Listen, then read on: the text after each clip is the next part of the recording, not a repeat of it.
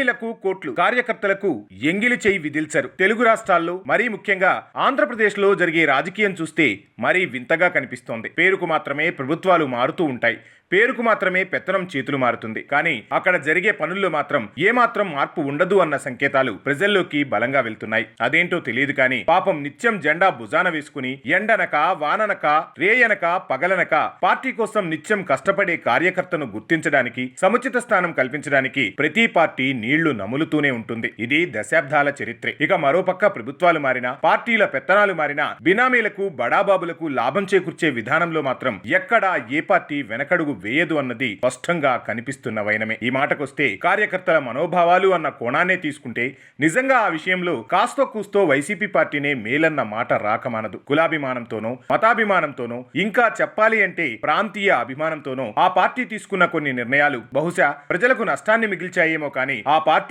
పార్టీని నమ్ముకున్న వారిని మాత్రం ఆ పార్టీ కోసం పనిచేసేలా మరింత బలాన్ని చేకూర్చాయి. బహుశా అందుకనేమో అంత వ్యతిరేకత ఉన్నా కూడా 39% ఓట్లు వచ్చాయి వైసీపీకి.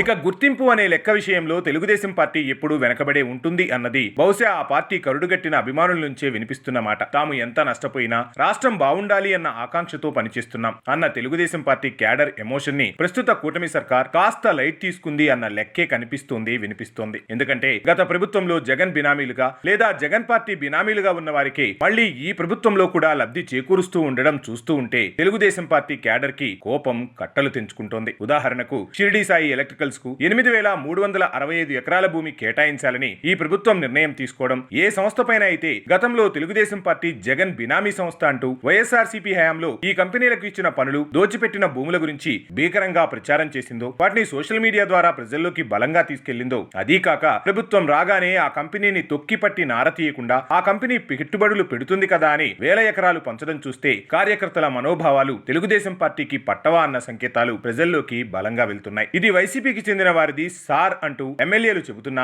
ఏ పార్టీ అయినా పెట్టుబడులు పెడతామంటే ఆహ్వానించాల్సిందే అనే అంత తేలికగా తీసుకుని భూకేటాయింపులకు చంద్రబాబే స్వయంగా గ్రీన్ సిగ్నల్ ఇవ్వడం చూస్తూ ఉంటే గత ప్రభుత్వం చెప్పినట్లుగా ఇది పెత్తందారుల సర్కారే గాని పరిగణించాల్సి వస్తుంది అన్న భావన కలగక మానదు. ఏది ఏమైనా 164 సీట్లిచ్చి ఎన్నో ఆశలతో ఈ ప్రభుత్వానికి పట్టం కట్టిన ప్రజలు మా ప్రభుత్వం వస్తే తప్పు చేసిన వాళ్లకు శిక్షలు తప్పవు అన్న ఆకాంక్షతో నడిచే క్యాడర్ అన్నీ వెరిసి వారి ఆశల కోసం ఈ ప్రభుత్వం మరింత సరైన నిర్ణయాలు తీసుకుని ముందుకు సాగాలి అని ఆశిద్దాం. లేదంటే ఇలానే తప్పటడుగులు వేసుకుంటూ వెళితే 2019 పరిస్థితులు 2029లో పునరావృతమైన ఆశ్చర్యపోకమానదు. అప్పుడు దేవదేవుడు దిగివచ్చిన రాష్ట్రాన్ని, రాష్ట్ర భవిష్యత్తును మాత్రం కాపాడలేడు.